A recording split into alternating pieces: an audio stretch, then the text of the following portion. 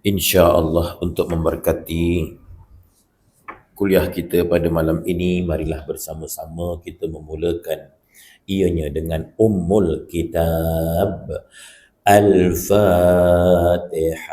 A'udzu billahi minasyaitonir rajim. Bismillahirrahmanirrahim. Alhamdulillahi rabbil alamin.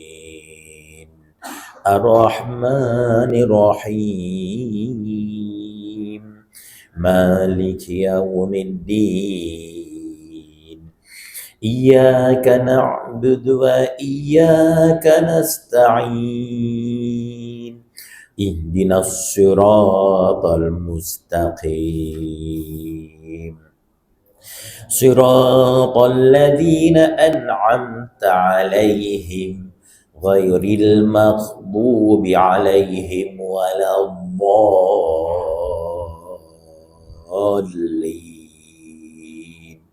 آمين.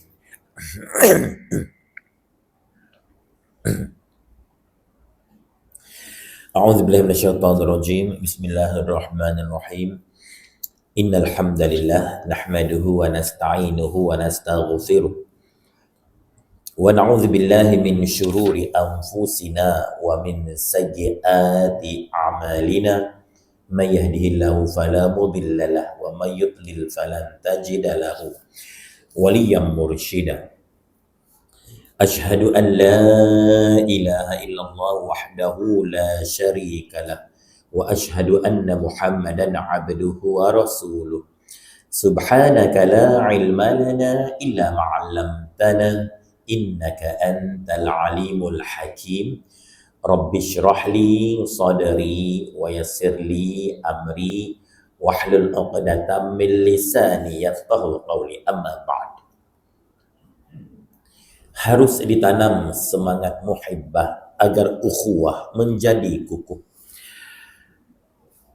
Pengajian kitab ensiklopedia pengobatan Islam ana mulakan dengan kalimah thayyibah. Uhayyikum bi tahiyyatil Islam tahiyyatan thayyibatan mubarakatan min indillah.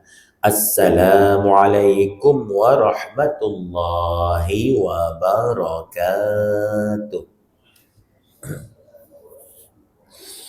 Yang anda muliakan Al-Fadhil, Tuan Imam, barisan Tuan-Tuan Imam, barisan Tuan-Tuan Bilal, seluruh ahli jawatan kuasa Masjid Al-Hidayah yang dipimpin oleh yang berbahagia Tuan Nazir Masjid, tuan-tuan guru, para alim ulama, para asatizah, para ilmuwan, para cendekiawan, para pencinta-pencinta ilmu, para pencinta kepada majlis-majlis ilmu, muslimin muslimat, hadirin hadirat sidang jemaah yang merupakan bakal-bakal penghuni syurga Firdaus yang dirahmati oleh Allah dan disayangi oleh Nabinya Muhammad sallallahu alaihi wasallam. Alhamdulillah. Syukur yang tak terhingga, marilah bersama-sama kita rafakkan setinggi-tinggi rasa kesyukuran kehadirat Allah Subhanahu wa taala atas segala nikmat kurniaannya yang melimpah-limpah, yang mencurah-curah, yang tak terhitung bilangannya. Allah Azza wa Jalla berfirman ba'da a'udzu billahi minasyaitonir rajim, wa in ta'uddu ni'matallahi la tuhsuha. Maksudnya, dan jika kamu nak menghitung nikmat-nikmat kurniaan Allah, nescaya kamu takkan mampu untuk menghitungnya. Sabda Rasulullah sallallahu alaihi wasallam, ni'matani maghbun fihima katsirun minan nas, as-sihhah wal firaq. Ada dua nikmat yang selalu dilupakan oleh manusia, iaitulah nikmat sihat dan nikmat waktu lapang. Alhamdulillah, pada malam ini kita jemaah Masjid Al-Hidayah dapat memanfaatkan dua nikmat ini, iaitu sihat dan waktu lapang, mengisinya dengan perkara-perkara yang berfaedah, bermanfaat, perkara-perkara yang mudah-mudahan memberi keuntungan untuk akhirat kita semua, insya-Allah. Amin. Amin. Amin ya rabbal alamin. Dan marilah kita berazam bersempena tahun baru 1448 ya, hijrah ini, menghijrahkan diri kita menjadi hamba Allah yang lebih bersyukur. Seringkali kita merungut, mengeluh ya. Sebenarnya bukan rezeki kita yang kurang, tapi kesyukurannya yang teramat kurang. Sebab tu dalam hal-hal dunia, kita pandang orang yang lebih bawah daripada kita supaya lahir rasa syukur. Mungkin kita mengeluh sebab kita naik kereta kancil kan. Tapi ada orang di luar sana, dia cuma menunggang motosikal, kereta pun dia tak ada. Maknanya kita lebih baik daripada dia. Mungkin kita mengeluh sebab kita hanya menunggang motosikal saja, kita tak ada kereta. Tapi ada orang di luar sana, dia cuma kayu basikal aja, motosikal pun dia tak ada. Maknanya nasib kita lebih baik daripada dia. Masya Allah. Mungkin kita mengeluh, merungut sebab kita cuma kayu basikal aja, sebab kita tak ada kenderaan yang lebih baik. Tapi ada orang di luar sana jalan kaki je, Masya Allah. Basikal pun dia tak ada, Masya Allah. Nasib kita lebih baik daripada dia. Jadi dalam urusan dunia, hal-hal dunia, tengok orang yang lebih bawah, lebih rendah supaya kita bersyukur. Apa juga pemberian Allah, ya, tak kira sikit ke, sederhana ke, banyak, ya, Masya Allah.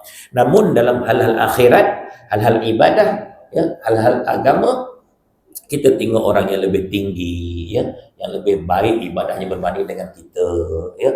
Barangkali ada kawan kita tu boleh kata setiap malam dia bertahajud kan, Masya Allah. Kita pula yang ada cuma terkejut tengah-tengah malam sebab nak tembung air besar, nak tembung air kecil. Selesai qada hajat apa semua, sambung tidur balik. Masya Allah.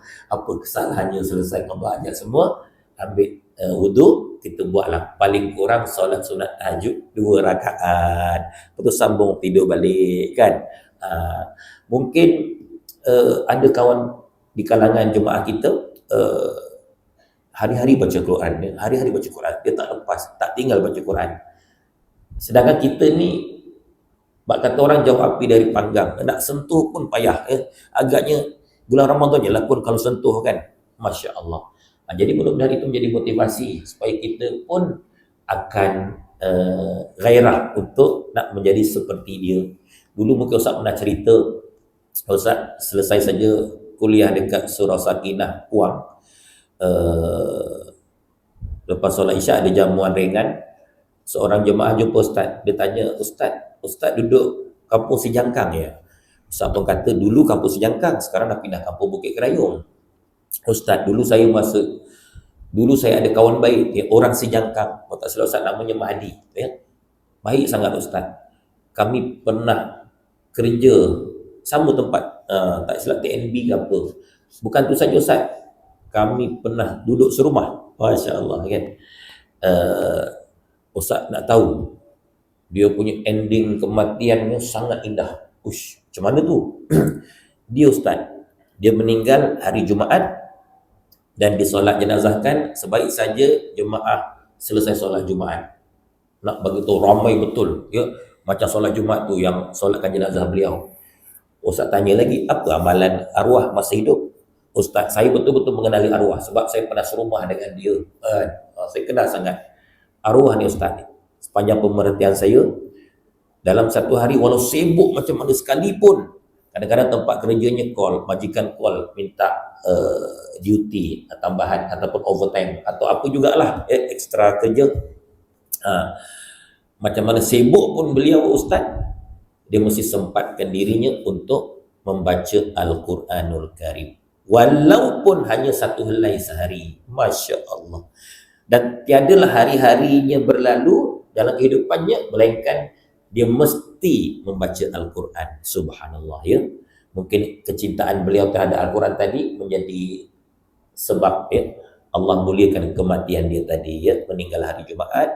Lepas tu yang solat jenazahnya pun seramai jemaah solat Jumaat itu ya. Masya Allah tuan-tuan ya. Itu kalau dia sibuk 1 helai. Dia sibuk macam mana satu hari, 1 helai dia mesti dibaca. 1 helai. Tapi kalau dia tak sibuk, subhanallah ya. Mungkin lebih banyak lagi kan. Tapi kadang-kadang Kita dah baca Quran, aku sibuk lah. Mana ada masa nak baca Quran? Time is money, money is time. I'm very busy. Dahsyat kan. Sebenarnya dia bergantung pada kita lah. Sebab Allah Ta'ala bagi masa setiap orang semua 24 jam sama. Tak ada yang 25 jam atau kurang pula 23 jam sama. Terpulang pada kita nak menentukan macam mana nak mengaturnya, menguruskannya. Orang yang mementingkan akhirat pastilah diutamakan halal ibadah ya dan bekalan akhirat. Tapi orang yang lebih mementingkan dunia sudah tentulah banyak urusan akhirat akan terabai. Masya-Allah ya. Jadi macam itulah ya. Maksudnya dalam urusan dunia tengok orang yang lebih bawah, lebih rendah daripada kita ya. Dalam hal akhirat, hal ibadah tengok orang yang lebih tinggi ya supaya kita boleh jadi macam dia kan. Kan Nabi pernah bersabda la hasada illa fi thnatain. Tak ada hasad melainkan pada dua perkara saja. Pertama, rajulun atahu Allahul mal. Laki yang Allah bagi padanya harta lalu diinfak pada jalan Allah. Yang kedua, orang yang Allah bagi pada dia ilmu lalu dia menyampaikan ilmunya pada orang lain ya. Ini dua saja kita boleh ada perasaan hasad dengki. Tapi bukan dengan maksud nak menghapuskan, memusnahkan orang itu, tak. Maksudnya kita nak jadi macam dia atau lebih baik lagi. Itu maksudnya ya. Masya-Allah. Jadi dalam hal-hal akhirat tengok orang yang lebih tinggi supaya kita pun dapat upgrade diri kita ya, jadi macam mereka atau mungkin lebih baik. Dalam hal-hal dunia tengok orang yang lebih bawah, lebih rendah supaya kita jadi hamba Allah yang bersyukur ya. Masya-Allah. Ketika mana Aisyah radhiyallahu anha melihat baginda SAW solat malam sampai bengkak-bengkak kaki. Aisyah bertanya, ya Rasulullah, kenapa kau solat sampai bengkak kaki sedangkan kau Rasulullah, kau maksum dan diampuni dosa lalu sekarang akan datang. Apa kata Nabi? Wahai Aisyah, afala akuna abdan syakura. Tak bolehkah aku nak jadi hamba Allah yang bersyukur? Masya Allah ya. Jadi baginda SAW solat malam sampai bengkak kaki semata-mata nak melahirkan setinggi-tinggi rasa kesyukuran kepada Allah ya, sampai bengkak-bengkak kaki. Betul juga Aisyah cakap ya. Sayyidatina Aisyah kata engkau maksum. Maksum tu dah diampuni dah, dosa lalu sekarang akan datang. Terpelihara kan. Tapi pun begitu Nabi tetap solat malamnya sampai bengkak-bengkak kaki. Sebab apa? Nak jadi hamba Allah yang bersyukur ya. Sebab apa ya? Qalilan ma tashkurun. Betapa sikitnya di kalangan hamba-hamba Allah ni yang bersyukur. Ya Allah ya. Sikit rupanya. Marilah kita jadi hamba Allah yang bersyukur dalam arti kata yang sebenar. Sebab banyak orang syukur itu hanya pada lidah saja. Dia lafazkan rasa syukur, tapi segi perbuatan mereka tak bersyukur. Dan kadang-kadang kesyukuran mereka pun tak kena tempat. Dan dia dapat anugerah apalah contoh yang terbaik dan seumpama. Dia pun bangga, gembira, naik pentas, berpakaian seksi, pakai sekut, tu atas sikit pada lutut lah kan. Berpakaian seksi ketat kan. Dapat trofi kan. Alhamdulillah, saya bersyukur atas anugerah ini. Terima kasih kepada semua yang menyokong saya, contoh. Tapi lidah bagus sebut Alhamdulillah, tapi pakai sekut. Maknanya tak kena tempat. Tak kena. Masya Allah. Jadi syukur dalam arti kata sebenar itu ialah kita mentaati segala perintah Allah dan meninggalkan segala larangannya. Dan bukti kesyukuran terbesar itu ialah menjaga solat fardu 5 waktu sehari semalam ya. Itu antaranya ya. Subhanallah. Dan Ustaz ada terbaca huraian daripada kalimah hijrah itu sendiri. H-I-J-R-A-H hijrah. Jadi H pertama itu ialah hidup. Yang nak berhijrah ni ialah makhluk yang hidup. Kita hidup, masya-Allah. I kedua iaitu insan.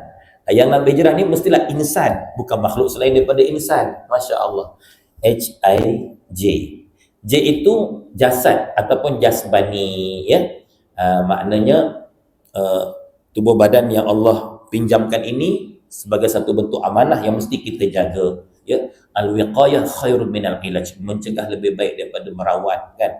Tapi kalau Allah uji kita dengan sakit dan penyakit, ketika itu tadawaw kan, hendaklah kamu berubat ya, Masya Allah. Dan untuk apa kita sihat ya, supaya kita dapat menyempurnakan ibadah dan ketaatan kita kepada Allah Ta'ala. Sebab tu kita nak sihat. Kalau kita tak sihat, malam ni kita tak sampailah Masjid Al-Hidayah. Tapi Alhamdulillah kita sampai sini, antaranya sebab Allah kurniakan nikmat sihat ya. Masya Allah. Baik, HIJR, R ya. R itu roh ataupun rohani. Masya Allah. Sebagaimana jasmani kita nak sihat, rohani kita pun nak sihat juga. Sebagaimana jasmani kita, contohnya perut, bila dia lapar, dia nak makan. Begitu juga rohani kita, roh kita, bila dia lapar, dia pun nak makan. Ya? Kalau perut kita lapar, apa makanannya? Nasi, ikan, udang, sotong, kerang, daging, ketam, sayur-sayuran, buah-buahan, minuman kan. Tetapi bila rohani kita lapar, dia pun nak makan. Apakah makan untuk rohani? Adakah nasi, roti gardenia, kuih apam balik dan sebagainya? Tak. Jadi makanan untuk rohani itu, tanpa air ikan akan mati, tanpa zikir hati akan mati. Jadi itulah dia zikrullah ya, itu makanan untuk rohani kita, zikrullah. Ala bi zikrillah tatma'innul qulub. Hanya dengan menyebut nama Allah, hanya dengan mengingati Allah, hati kamu akan berasa tenang. Baik, HIJRA. A itu adalah akal. Akal, Masya Allah ya. Afala ta'qilun. Apakah kamu tidak berakal ya, Masya Allah. Jadi bila kita berakal, maknanya kita ditaklifkan ya untuk melakukan ibadah. Sebab kalau orang hilang akal, tergugurlah kewajipannya untuk melaksanakan antaranya solat kan. Orang gila, dia tak solat pun tak berdosa, dah hilang akal. Tapi selagi mana kita berakal, kita wajib solat. Hatta dalam keadaan kita koma sekalipun, kita koma tapi akal kita boleh fikir, boleh ingat, kena solat juga. Walaupun solat isyarat, walaupun solat dalam hati, subhanallah. Tapi kalau hilang akal, walaupun tubuh badan sempurna, tergugur kewajipan. Orang nyanyuk kan, orang nyanyuk Syab dia dah hilang akal. Saya ingat dulu arwah nenek Ustaz umur 100 tahun tuan yang meninggal. Tapi masa saat-saat penghujung hidup tu dah terbalik dah. Dia solat subuh waktu maghrib, dia solat waktu isyak tu mungkin dia solat zuhur. Dia ikut dia. Sebab dah nyanyuk. Berdosa ke? Dah tak berdosa lah sebab dah tak waras, hilang akal kan. Masya Allah, tergugur kewajipan dia ya. Subhanallah. Baik, HIJRAH ya, H yang terakhir. Apa dia? Hati. Hati inilah tempat jatuhnya pandangan Allah. Sedangkan manusia hanya memandang luaran saja, fizikal, zahir sahaja ya. Manusia mungkin pandang ada pangkat, harta, kedudukan, darjat, kebesaran ya. Itulah luaran ya, handsome, cantik ya. Tapi Allah tak pandang itu semua. Innallaha la yanzuru ila suwarikum wa ajsamikum walakinallaha yanzuru ila qulubikum wa amalikum. Sesungguhnya Allah sama sekali tidak memandang kepada rupa paras juga bentuk tubuh badan seseorang daripada kamu, akan tetapi Allah hanya melihat kepada hati kamu juga amalan kamu ya. Subhanallah. Inna akramakum indallahi atqakum. Sesungguhnya semulia-mulia kamu di sisiku adalah orang yang paling bertakwa di kalangan kamu ya. Allah pandang qalbun salim, hati yang sejahtera. Yaumala yanfa'u malun wala banun illa man atallaha biqalbin salim. Hari yang tidak memberi manfaat olehmu akan harta benda dan anak penak, melainkan mereka yang datang bertemu dengan Allah membawa qalbun salim, hati yang sejahtera ya. Subhanallah.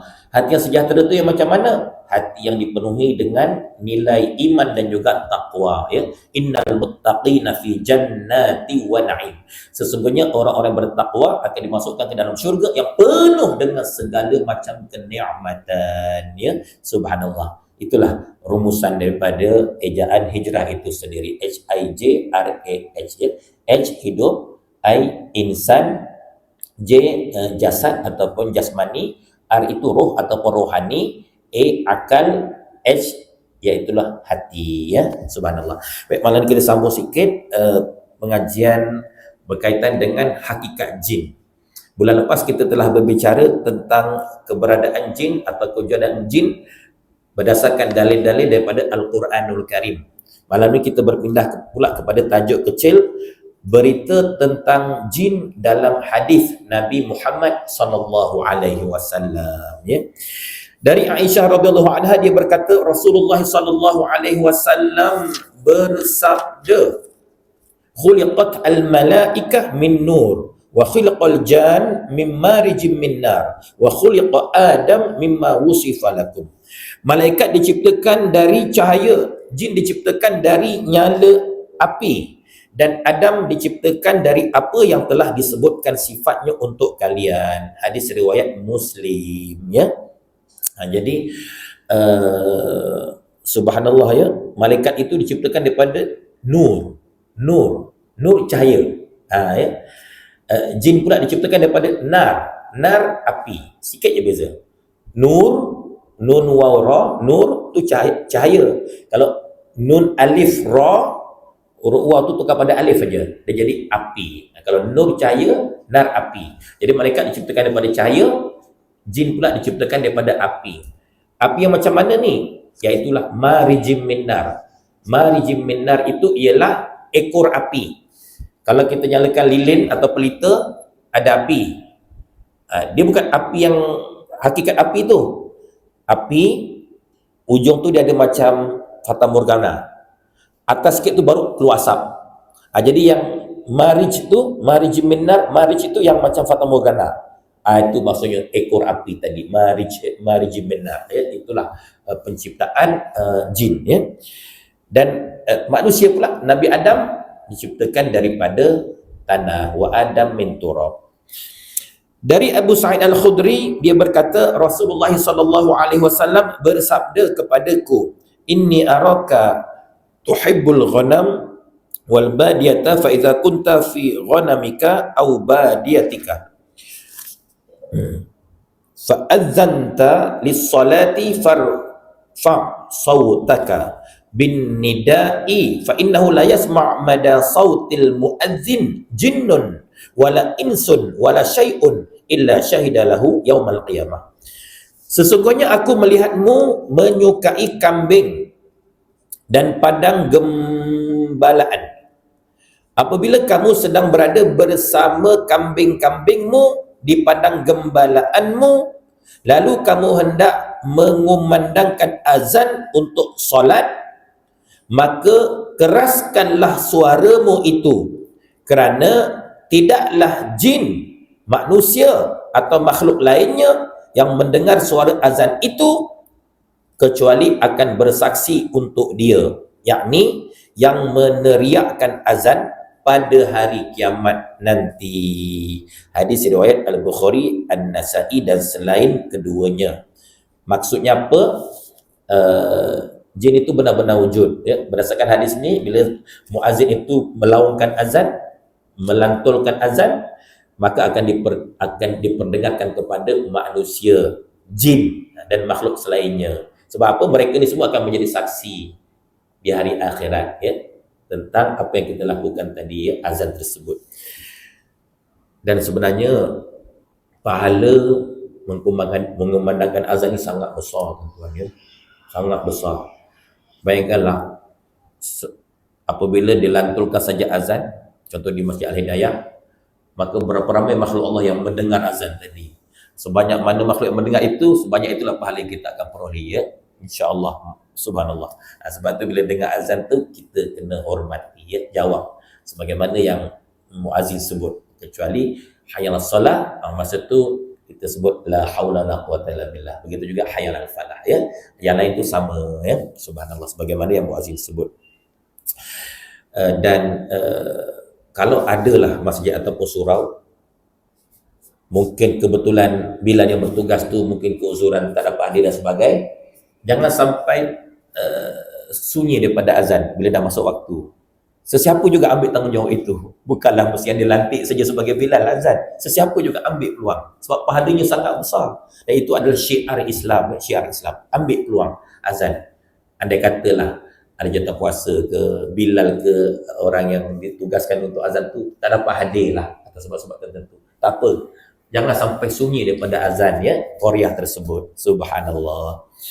Baik, seterusnya dari Ibnu Abbas radhiyallahu anhu, dia berkata Nabi Muhammad sallallahu alaihi wasallam berangkat bersama serombongan sahabat beliau menuju ke pasar Ukas. Sedang syaitan-syaitan telah terhalang dari berita langit dan telah dikirimkan terhadap mereka panah-panah api. Kemudian syaitan-syaitan itu kembali kepada kaumnya. Lalu kaumnya berkata, "Ada apa dengan kalian?" Mereka berkata, "Telah dihalangi antara kami dengan berita langit dan dikirimkan kepada kami panah-panah api." Kaumnya berkata, "Tiada yang menghalangi antara kalian dengan berita langit kecuali sesuatu peristiwa yang baru saja terjadi. Pergilah kalian ke penjuru timur bumi dan belahan baratnya dan lihatlah apa yang menyebabkan kalian terhalangi dari berita langit." Sekelompok dari jin itu kemudian pergi menuju ke arah Tihamah, tempat Nabi Muhammad sallallahu alaihi wasallam yang ketika itu beliau sedang berada di dekat pohon kurma bersama para sahabat yang akan menuju ke pasar Ukas. Beliau sedang mengimami para sahabat solat subuh. Tatkala jin-jin itu mendengar bacaan Al-Quran, mereka berupaya mendengarkannya secara saksama. Kemudian mereka berkata, "Inilah demi Allah sesuatu yang menghalangi kalian dari berita langit." Pada saat itulah jin-jin itu kembali kepada kaumnya dan berkata, "Wahai kaum kami, sesungguhnya kami mendengar bacaan yang menakjubkan, menunjuki kepada kebenaran, lalu kami beriman kepadanya, dan kami tidak menyekutukan Rabb kami dengan seorang pun." Maka Allah pun menurunkan kepada nabinya ayat ya, yang bermaksud, "Katakanlah, telah diwahyukan kepadaku bahawasanya serombongan jin telah mendengarkan." Hadis riwayat Al-Bukhari dan Muslim ya. Subhanallah ya. Jadi jin pun dia macam manusia jugalah. Dia ada bangsa dia, masyarakat dia kan, rakyat dia sama macam manusia ya. Subhanallah. Dan jin sangat mengkagumilah ayat Al-Quranul Karim hingga jin pun masuk Islam kan. Dia sama macam manusia. Jin itu ditaklifkan buat baik dapat pahala, buat jahat dapat dosa, sama macam manusia. Dan di hari akhirat jin juga akan dipertanggungjawabkan atas apa telah mereka lakukan waktu dekat dunia. Dan akhirnya sebahagian jin ada yang masuk syurga, sebahagian jin ada masuk neraka, sama macam manusia. Masya Allah ya. Dia berbeza dengan kejadian malaikat.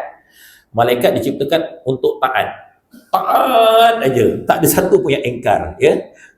Subhanallah. Dan kelebihan manusia mengatasi malaikat apa dia? Ya, bila manusia itu dia mulia, dia lebih mulia daripada malaikat. Sebab kemuliaan manusia itu dia terpaksa bertarung dengan hawa nafsu yang sentiasa mengajak buat jahat. Sedangkan ketaatan malaikat, dia tak ada hawa nafsu yang menghalang. Masya Allah ya. Sebab tu manusia bila dia mulia, dia lebih mulia daripada malaikat. Begitu juga sebaliknya kan. Bila manusia itu hina, ulaika kal an'am bal hum adall. Dia seperti haiwan, bahkan lebih rendah lagi daripada haiwan ya. Sebab banyak perkara yang haiwan tak buat, tapi kadang-kadang manusia buat. Itu kan lebih dahsyat daripada haiwan kan. Masya Allah ya, banyaklah perkara. Baik. Seterusnya Rasulullah SAW bersabda, "Atani wafdu jinni nasibina wa ni'mal jinnu fasa'aluni azzada fada'autullah lahum alla yamurru bi'azmin wala birawsatin illa wajadu 'alaiha ta'ama." Delegasi jin dari nasibin datang kepadaku dan mereka adalah sebaik-baik jin. Kemudian mereka meminta bekal kepadaku. Lalu aku berdoa kepada Allah agar tidaklah mereka melewati atau melalui tulang dan kotoran, kecuali mereka mendapati padanya sebagai makanan, ya. Hadis riwayat Al-Bukhari, ya. Jadi tulang tu adalah makanan untuk jin, ya. Masya Allah. Baik, Rasulullah SAW bersabda, inna afritan minal jinni tafallata alayya al-barihah aw kalimatan nahwaha liyaqta'a alayya as-salata fa amkanani Allah minhu fa aradtu an arbitahu ila sariyatin min sawaril masjid hatta tusbihu wa tanzuru ilaihi kullukum fa dzakartu qawla akhi Sulaiman rabbi habli mulkan la yanbaghi li ahadim min ba'di. Sesungguhnya Ifrit dari kalangan jin telah melompatiku tadi malam. Ifrit ni jin kafir, ya. Atau ucapan beliau yang semisalnya untuk memutuskan solatku.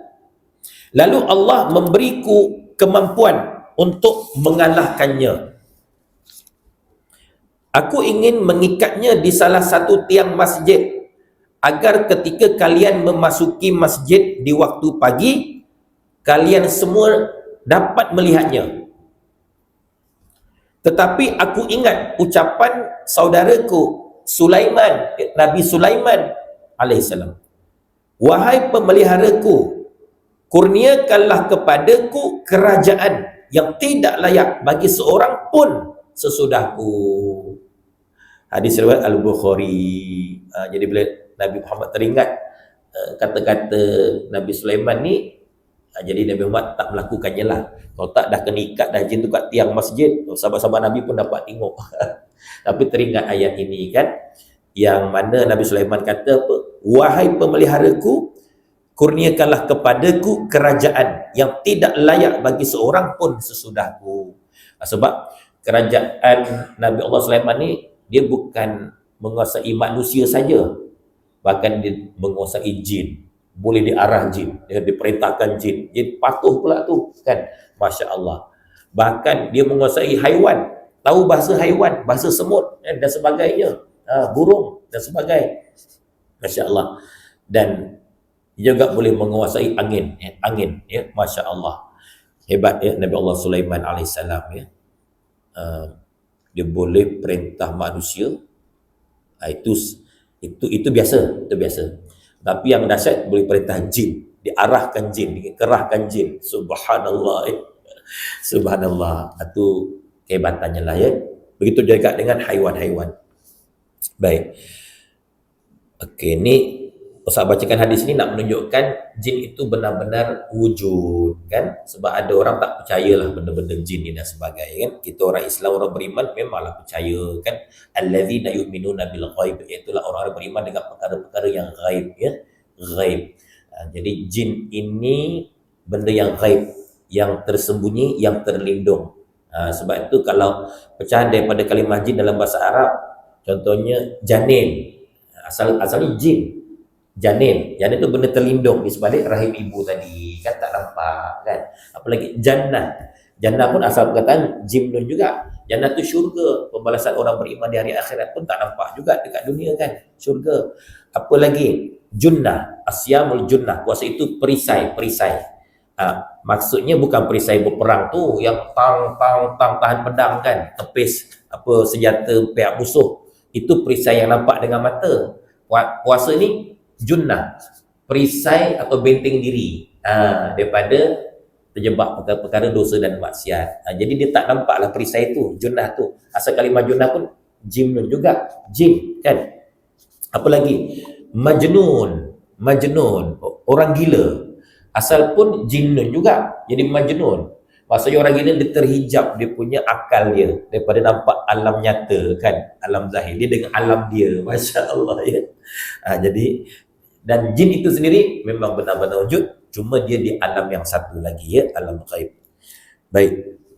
Kemudian Nabi Muhammad sallallahu alaihi wasallam bersabda, Ma minkum min ahadin illa wa qad wukila bihi qarinuhu minal jin.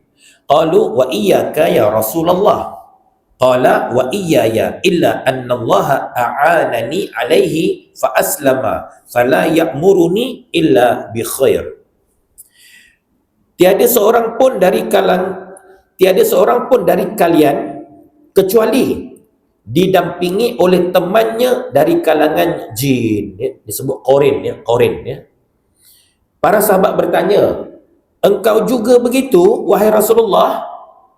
Beliau menjawab, aku juga begitu, akan tetapi Allah membantuku untuk mengalahkannya. Kemudian dia menyerah, yakni masuk Islam, sehingga dia tidak menyuruhku kecuali kebaikan, ya. Hadis riwayat Muslim. Setiap kita ni ada qarin. Sebab tu janganlah pelik kalau nampak, aku nampak kau tadi kat sana, macam mana tiba-tiba kau boleh ada kat sini? Tak qarin dia tadi kat sana tu. Subhanallah, ya. Subhanallah. Baik, seterusnya dari Ibnu Mas'ud radhiyallahu an, dia berkata, pada suatu malam kami bersama Rasulullah sallallahu alaihi wasallam. Kemudian kami kehilangan beliau. Kami pun mencari beliau di sejumlah lembah dan lereng gunung. Kami berkata, Nabi diculik oleh jin atau dibunuh secara sembunyi-sembunyi. Kami menjalani malam itu seakan-akan malam terburuk yang dijalani oleh suatu kaum. Ketika kami memasuki waktu pagi, tiba-tiba beliau datang dari arah Hira. Kami berkata, wahai Rasulullah, kami kehilangan dirimu, lalu kami mencarimu, tetapi kami tidak menemukanmu. Kami menjalani malam terburuk yang pernah dijalani oleh suatu kaum. Beliau pun bersabda, baginda SAW pun bersabda, seorang pengundang dari kalangan jin datang kepadaku, lalu aku pergi bersama dia. Kemudian aku bacakan Al-Quran kepada mereka. Kemudian Nabi Muhammad SAW beranjak bersama kami. Lalu beliau menunjukkan kepada kami bekas-bekas mereka, yakni para jin, dan bekas api mereka. Jin-jin itu meminta bekal kepada beliau. Rasulullah SAW menjawab, untuk kalian semua, tulang yang disebut nama Allah atasnya yang jatuh pada tangan kalian itu lebih sempurna menjadi daging. Semua kotoran haiwan adalah makanan bagi tunggangan kalian. Rasulullah SAW bersabda, yakni kepada para sahabat, maka janganlah kalian melakukan istinja dengan keduanya, yakni tulang dan kotoran binatang, kerana keduanya adalah makanan saudara kalian, ya. Hadis riwayat Muslim, ya. Itu mana makanan untuk jin lah, kan. Subhanallah. Masih banyak lagi hadis yang menyatakan adanya jin. Saya akan menyebutkannya pada bahasan yang berkaitan dengan temanya masing-masing dengan izin Allah Ta'ala, ya. Itu sebahagian daripada hadis-hadis Nabi Muhammad SAW yang menyatakan tentang kewujudan jin, ya. Bulan lepas kita dah bicarakan tentang ayat-ayat Al-Quran yang Allah sebut tentang kewujudan jin, ya. Maknanya jin tu benar-benar adalah, benar-benar wujud, dan ada perbahasan banyak lagi dalam kitab ni tentang sifatnya, tempat tinggalnya, jin bersahabat dengan manusia, macam-macam lagi. Sebab kitab pun nama pun Ensiklopedia Perubatan Islam, ya. Jadi kalau kita nak buat rawatan itu dan sebagainya, kita kena ada sedikit ilmu lah, ilmu. Kalau kita tahu tentang jin, dia, karakter dia apa semua, barulah kita boleh berhadapan dengannya, kan. Kita boleh persilakan dia mungkin beredar daripada seseorang yang diganggu dan sebagainya, kan. Masya Allah. Dan jin ini dia ada 3 bangsa, ya. Pertama, bangsa ada sayap. Itu jenis boleh terbang ke sana kemari. Kalau orang-orang dulu dia nampak hantu, kan, hantu polong, hantu penanggal, hantu langsui, kan, Pontianak yang jadi terbang, itu jin, ya. Jin yang menjelma menyerupai makhluk lain, ya. Sebab jin sebenarnya kita tak nampak, tak ada siapa boleh nampak jin, kan. Tapi bila jin tu dia menyamar, dia menyerupai makhluk, baru boleh nampak. Tu hantu-hantu tu tak ada, yang ada jin, tu semua jin ya. Masya Allah. Lepas tu yang kedua, jin bangsa jenis melata di daratan, dan dia kadang-kadang menyerupai ular dan kalajengking ya, ular dan kalajengking. Sebab tu ular kalau masuk rumah jangan terus bunuh kan. Tanya dulu pada ular sama ada dia tu betul-betul ular ataupun jin. 3 kali kita tanya. Kalau dia jin Islam, dia akan keluar. Tapi kalau dia jadi kafir ataupun betul-betul ular, mungkin dia buat bertenang, relax kat situ selamba je kan. Masa tu nak bunuh pun tak apa kan. Tapi jangan terus bunuh. Dibimbangi itu jin Islam kan. Kita pelawa dia, tanya dia 3 kali ya. Baik, yang ketiga, jin bangsa bermukim. Dia menetap dekat satu tempat dan kadang-kadang dia berpindah randah. Ini yang selalu orang terjumpa dalam hutan ke, mana tempat ke, orang bunian. Dia ada perkampungan orang bunian kan. Masya Allah ya. Itulah bangsa jin ada 3. Subhanallah ya Rabbi ya.